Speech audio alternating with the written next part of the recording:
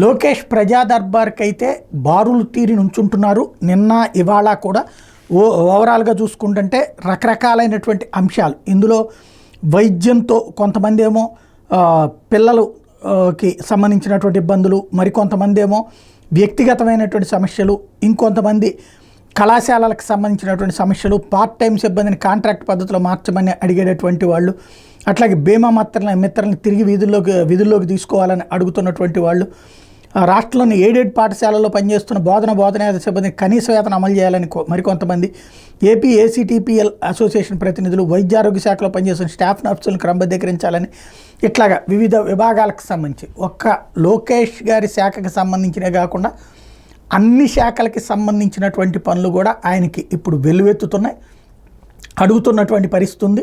ప్రస్తుతం వాటి పరిష్కారం అన్నటువంటిది ఆయన ముందున్నటువంటి ప్రధానమైనటువంటి అంశం.